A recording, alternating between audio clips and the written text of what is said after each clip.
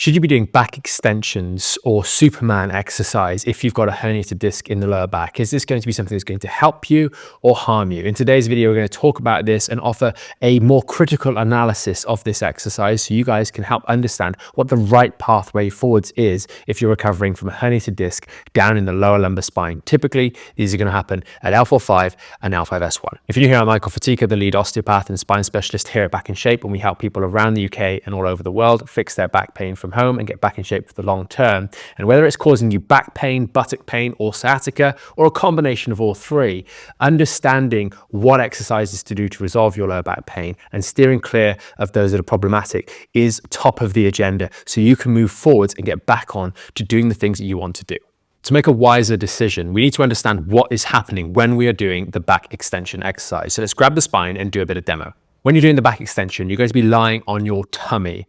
And so all that's happening is we're using these muscles here, the back muscles. We're also going to be using the glutes and the hamstrings a little bit to elevate the chest off the floor, as well as elevating the legs off the floor. Now we can do other variations of this where we just raise the legs or just raise the chest, but fundamentally we are doing an extension. And what an extension movement is in the lower back, and we have to understand this clearly, is that it is an increase of the natural lordosis. Understand, the spine is not straight in the lower back, or it should not be.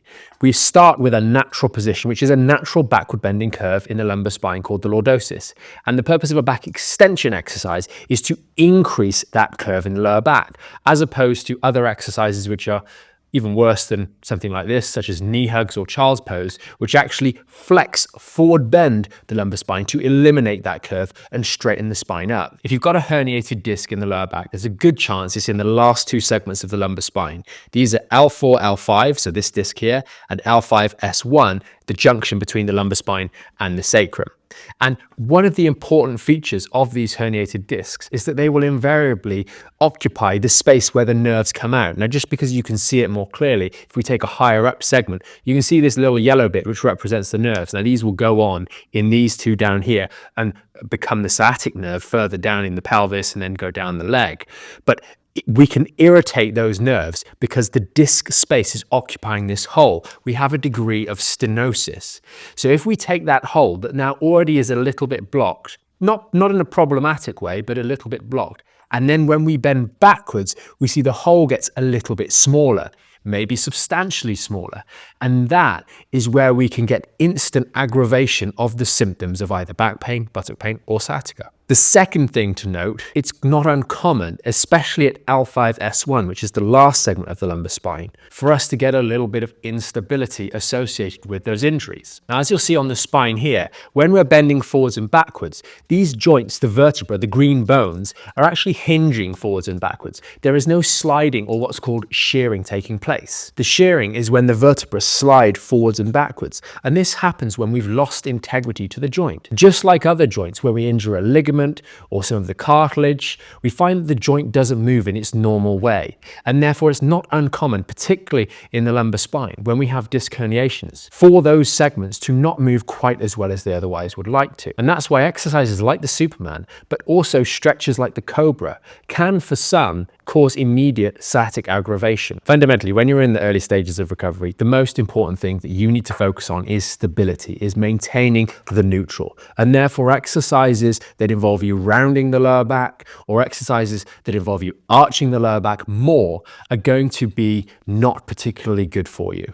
I will say that forward bending exercises are going to be substantially worse compared to the backward bending ones, but neither are optimal in the slightest. To round it off nicely, there are going to be three main reasons why you want to avoid using the extensions as part of your back rehab. Firstly, the most important thing in the early days of recovery of back pain, and that also goes for you that have chronic back pain for a long period of time and it's just not getting better, is that you need to focus on maintaining neutral. Exercises that teach you the ability to provide stability to the spine. Movement-based exercises such as the extensions or doing sit-ups are not going to help you learn this particular skill, as you're always doing some element of moving. You're going from A to B or position A to position B. You're not just engaging and bracing the muscles that protect the spine. If you look at an alternative example that teaches you how to do this particular skill of stabilizing the spine, we have the dead bug, The dead bug exercise involves you holding the spine perfectly steady, and then you're moving one leg or the other in order to create the challenge. But the challenge is to maintain stability. As you're doing a dead bug exercise, your spine is remaining steady here, and it is the pull of your legs that wants to pull the spine into extension or wants to push the spine into flexion. But while you're doing the exercise, you hold it steady, as opposed to the back extension, where the purpose, the primary movement in the exercise is to actually extend that spine and move that spine. So there's an important difference. Although certain parts of our body might well be moving in the correct rehab exercises, we're always focusing on maintaining that stability at the level of the spinal column. This also has an additional benefit of the fact that you know when you're doing it wrong because you moved. And if you've got pain, it's because you moved, and therefore you need to focus on not moving to make sure that you're doing the exercise correctly. And it's quite a nice bit of feedback. Although it can be painful when you do it wrong, it helps you really validate whether you're doing things correctly or not. The second thing we want to consider when evaluating back extensions is the difficulty of actually doing them. If you've got very bad lower back pain, you've got a raging disc herniation in the lumbar spine, and you might find it very difficult to actually get onto the floor to do these exercises. And that may be a challenge in of itself.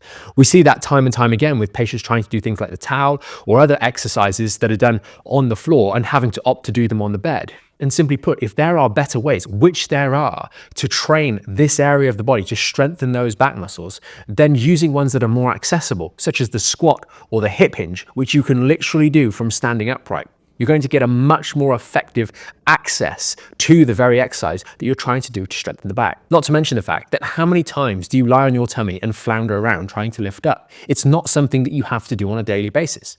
Whereas a squat or a hip hinge are movements that you will literally be doing, no matter how bad your back is, every single day. And so learning how to perform those exercises correctly, even starting from a standing up position, if you can get up there, you're standing up already, which more or less everybody can do, maybe with some pain, of course, but more or less everybody can do. Then you can go as low as you need to with the squat. Maybe you can only squat a very, very small fraction before you lose competence and control. Or maybe you can only hip hinge forwards a tiny bit before your back starts to kick in. Those are important points of reflection that you can then use to improve. Just like we mentioned with the dead bug example, if your spine is moving on those exercises, you will get pain with them. And so you can start to refine that and build strength in the back, but strength in a way that it needs to be used on a daily basis, such as through the squat and the hip hinge. The third critique of the back extension is that it doesn't really offer much in the way of scalability. Sure, you're going to lie on your tummy and you might do more reps, or you might hold it for a little bit longer. But if we compare that to the use of load, resistances, bands, weights, on things like the hip hinge and the squat, it's far inferior in terms of an exercise to actually build back strength. Now, granted, you could use some of the machines in the gym, but most people that are struggling with back pain, looking for solutions online, need something they can do right now. They need to be able to execute immediately, not have to then go and find a gym that's got a specific piece of niche equipment in order to progress on, or learn an exercise only to need to replace it with something more effective later on. When you focus on exercises that are fundamental to back strength, and we have such a fortunate grouping in things like the squat and the hip hinge that you can learn, and they're accessible to absolutely everybody. But also you can continue with that good skill to progress them and build our back strength and our spine strength for the long term. We should focus on those instead of little exercises that don't really play a valuable role in our back recovery. And make no mistake, we have to build the musculature in the back in order to recover effectively. But the right selection of exercises is going to make the world of difference to your long-term success. Exercises like the hip hinge and the squat are scalable to all levels. They're appropriate to every human being, and everyone, no matter how bad their back pain is, can start them. Whether it's the first thing you're doing, being helped off the hospital bed after you've had a surgery, or whether you're in a competitive bodybuilding or powerlifting environment with significant amounts of load, everybody can start at some point. When you compare these to the inadequacy of the back extension on a number of different fronts, it just makes sense to leave it out and focus on things that really work. Now, don't get me wrong, you've got to go about learning exercises like the squat and the hip hinge correctly. And that's why we've got a number of tutorials over on the website. There will be some linked down in the description you can go and check out to help you find the right depth, the right challenge, the right amount of load, the right technique for those particular exercises, so you can use them to be a fundamental pillar in your herniated disc rehab for the short, medium, and long term. And as a little bit of extra guidance, you're looking to find the variation of a squat or hip hinge that you can do without significant aggravation whilst observing correct technical form. And one final little bonus would be consider checking out the tape test for squats, which is a great way of you using a little bit of sticky tape, nothing expensive, to stick along your spine as you're doing these movements to make sure that you're not losing control of that neutral spine and thus doing the exercise incorrectly. With a little bit of hard work and focus and some reflection on how you're performing at these exercises, you will find that they take you onto a whole nother level, give you back a sense of agency, a sense of urgency to really be able to fix your back pain for good. And remember, if you ever need any help, you can always check out the many resources that we've got over on the website, as well as the membership to the Back in Shape program too. If you made it this far through the video, thanks so much for watching. Hopefully it's helpful. If you've got any questions, you can comment below and we'll see you in the next one.